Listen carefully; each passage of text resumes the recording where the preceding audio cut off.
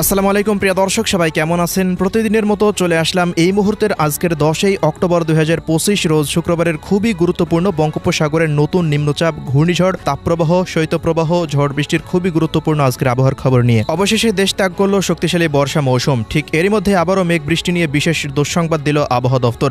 আগামী 25 অক্টোবরের মধ্যেই বঙ্গোপসাগরের বুকে তৈরি হতে যাচ্ছে একটি শক্তিশালী ঘূর্ণাবর্ত, রূপ নিতে পারে নিম্নচাপ বা শক্তিশালী ঘূর্ণিঝড়ে। এদিকে আজও ঢাকা, খুলনা, বরিশাল, চট্টগ্রাম ও সিলেট বিভাগের বিভিন্ন অঞ্চলে ভারী থেকে অতি ভারী বৃষ্টিপাতের বিশেষ সতর্কতা দিয়েছে আবহাওয়া দফতর। তো প্রিয় দর্শক, আজ এবং আগামী এক সপ্তাহ বাংলাদেশের 8 বিভাগের 64 জেলা, ভারতের পশ্চিমবঙ্গ, আসাম, মেঘালয়, ত্রিপুরা ও মিজোরাম রাজ্যের কোন কোন জেলাগুলিতে আবহাওয়া কেমন থাকতে পারে, কি জানা যাচ্ছে ইউরোপিয়ান আমেরিকান রাডারগুলো থেকে জানিয়ে দেব। অবশ্যই ভিডিওটি শেষ পর্যন্ত দেখতে থাকুন। কে কোন জেলা থেকে দেখছেন কমেন্ট করে জানিয়ে দিন। প্রতিনিয়ত আবহাওয়ার খবর পেতে অবশ্যই আমাদের ইউটিউব চ্যানেলটিকে সাবস্ক্রাইব করে রাখুন।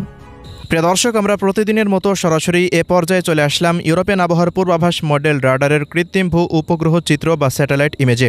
তো শুরুতেই আমরা এ পর্যায়ে দেখে নিব দেশের কোন কোন অঞ্চলগুলোতে আজ রাতের মধ্যে বজ্রসহ কালবৈশাখী ঝড় ও বৃষ্টিপাত হতে পারে। তো দর্শক, এখনকার সবশেষ লেটেস্ট পূর্বাভাস মতে আমরা দেখতে পাচ্ছি এই মুহূর্তে বরিশাল বিভাগ, খুলনা বিভাগ ও ঢাকা বিভাগের জেলাগুলির ওপর দিয়ে শক্তিশালী বজ্রবাহী মেঘমালা তৈরি হচ্ছে। ময়মনসিংহ, সিলেট বিভাগ এবং ঢাকা, এদিকে খুলনা ও বরিশাল বিভাগের দিকেই ভারী মেঘমালা এখন পর্যন্ত অবস্থান করছে। ভারতের পশ্চিমবঙ্গের কলকাতা, হাওড়া, হুগলি, নদিয়া জেলাগুলির ওপর দিয়েও ভারী মেঘমালা এখন পর্যন্ত তৈরি হতে দেখা যাচ্ছে। আজ রাতের মধ্যে বরিশাল, পিরোজপুর, মঠবাড়িয়া, কলাপাড়ার কোথাও কোথাও মাঝারি থেকে ভারী বর্ষণ হতে পারে। অন্যান্য জেলাগুলির 2-1 গ্রাম অঞ্চলেও হালকা থেকে মাঝারি মানের বৃষ্টিপাতের আশঙ্কা করা যাচ্ছে। এছাড়া প্রিয় দর্শক, এই মুহূর্তে খুলনা, লোহাগাড়া, যশোর অঞ্চল এবং শৈলকুপা, ঝিনাইদহ অঞ্চলগুলির ওপর দিয়েও ভারী বৃষ্টিযুক্ত মেঘমালা আমরা তৈরি হতে দেখতে পাচ্ছি। আজ রাতের মধ্যে এই সমস্ত এলাকাগুলোতেও হালকা থেকে মাঝারি মানের বৃষ্টিপাত হওয়ার একটা সম্ভাবনা রয়েছে। 2-1 স্থানে কালবৈশাখী ঝড় ও ভারী বৃষ্টিপাতেরও পূর্বাভাস জারি করেছে আবহাওয়া দফতর। অন্যদিকে ঢাকা বিভাগে ঢাকা, ফরিদপুর, মাদারীপুর, শরীয়তপুর, গোপালগঞ্জ, কাপাসিয়া, কটিয়াদি, কিশোরগঞ্জ অঞ্চলগুলির ওপর দিয়েও মেঘের উপস্থিতি রয়েছে। এই অঞ্চলগুলোতেও আবহাওয়া দফতরের পূর্বাভাস মতে 2-1 অঞ্চলে হালকা মানের বৃষ্টিপাত হতে পারে। এছাড়াও প্রিয় দর্শক, চট্টগ্রাম বিভাগ এবং সিলেট বিভাগের দিকে একটু বৃষ্টিবাহী মেঘের অবস্থানটা একটু বেশি লক্ষ্য করা যাচ্ছে। আজ রাত 2টা থেকে 3টার মধ্যে বা 2টার পর হতেই ভারী বৃষ্টিপাতের আশঙ্কা করা যাচ্ছে সিলেট বিভাগের 4টি জেলাতে। অন্যদিকে এদিকে রাজশাহী বিভাগের শুধুমাত্র সিংড়া অঞ্চল এবং বগুড়া অঞ্চলের ওপর দিয়ে মেঘমালা তৈরি হতে দেখা যাচ্ছে। তা ময়মনসিংহ বিভাগ হতে ভারতের আসাম রাজ্যে প্রবেশ করছে। এই অঞ্চলগুলোতে তেমন কোনো বৃষ্টিপাতের আশঙ্কা নেই। রংপুর বিভাগের কোনো জেলাতে আজ রাতের মধ্যে তেমন কোনো বৃষ্টিপাতের সতর্কতা দেখা যাচ্ছে না। ভারতের পশ্চিমবঙ্গের আবহাওয়ার রিপোর্টের কথা যদি আমরা জানাই, তো পশ্চিমবঙ্গের দেখুন কলকাতা, চন্দননগর, শান্তিপুর, এদিকে জমশেদপুর, হাওড়া, হুগলি, বর্ধমান, পুরুলিয়া, বাঁকুড়া, নদিয়া জেলাগুলির ওপরে শক্তিশালী কালো মেঘমালা তৈরি হতে দেখা যাচ্ছে। এই সমস্ত অঞ্চলগুলোতেও আগামী 5 থেকে 6 ঘন্টার মধ্যে বৃষ্টি বা বজ্রসহ বৃষ্টিপাত হতে পারে। তো প্রিয় দর্শক, আমরা এই মুহূর্তে স্যাটেলাইটের যে আপডেটটি দেখতে পাচ্ছি, এই আপডেটটি শুধুমাত্র আজকে রাতের জন্যই প্রযোজ্য হবে। আপনারা যারা সকালের পর হতে ভিডিওটি দেখবেন তখন কিন্তু এই আপডেটটি আর প্রযোজ্য হবে না। এছাড়াও প্রিয় দর্শক, আমরা যদি একটু চট্টগ্রাম বিভাগের দক্ষিণের জেলাগুলিতে একটু লক্ষ্য করি, তো ভারতের ত্রিপুরা রাজ্য এবং এদিকে দেখুন মিয়ানমার হতে কিছুটা ভারী মেঘমালা মহেশখালী, টেকনাফ, কক্সবাজার, বান্দরবান অঞ্চলগুলোতে আজ রাতের মধ্যে প্রবেশ করার সম্ভাবনা রয়েছে। এই সমস্ত অঞ্চলগুলোতেও বৃষ্টি বা বজ্রসহ বৃষ্টিপাত হতে পারে।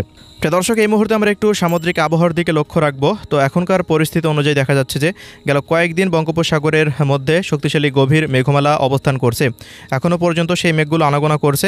আগামী 2 থেকে 3 দিন পর্যন্ত এমন আবহাওয়া বিরাজমান থাকতে পারে। তবে এমন পরিস্থিতিতে তেমন কোনো ঝোড়ো বাতাস বয়ে যাওয়ার আশঙ্কা নেই এবং 3 নম্বর বা 2 নম্বর কোনো সতর্ক সংকেতও আবহাওয়া দপ্তর থেকে দেওয়া হবে না। যেহেতু এই মুহূর্তে সমুদ্র অঞ্চলে মাছ ধরার নিষেধাজ্ঞা চলছে, এজন্য গভীর সমুদ্র অঞ্চলে তো যাবেন না আপনারা।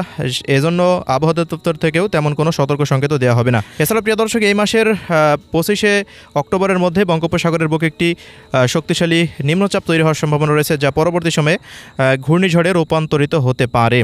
তো এই ছিল সামুদ্রিক আবহাওয়া পরিস্থিতি। এবার আমরা আসছি দেশের আবহাওয়া পরিস্থিতিতে। শুক্রবার কোন কোন অঞ্চলগুলোতে বৃষ্টিপাত হতে পারে সেই খবরটি একটু দেখে নেব।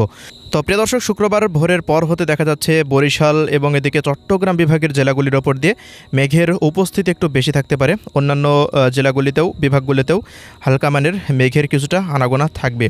তবে বৃষ্টিপাতের যে মাত্রা, সেটি বেলা 12টার পর হতে দেখা যাচ্ছে ভারী মেঘ আস্তে আস্তে বরিশাল ও চট্টগ্রাম বিভাগ এবং ঢাকা ও খুলনা বিভাগের দিকে তৈরি হতে পারে।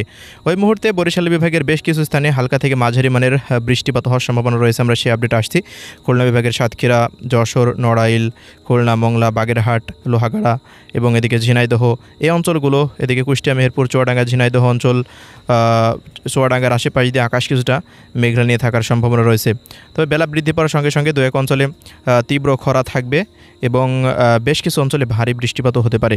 ঢাকা বিভাগের ঢাকা, ধামরাই, দোহার, মুন্সিগঞ্জ, নরসিংদী, কাপাসিয়া, কটিয়াদি, কিশোরগঞ্জ, বালুখা, গাজীপুর, রাজবাড়ী, ফরিদপুর, গোপালগঞ্জ, টঙ্গীপাড়া এই অঞ্চলগুলো ধরে দেখা যাচ্ছে বিশাল আকৃতির একটা মেঘ অবস্থান করতে পারে। যেমন আজকে অবস্থান করছে, ঠিক এমনইভাবে আগামীকালও শুক্রবারের দিনও এমন আবহাওয়া বিরাজমান থাকতে পারে।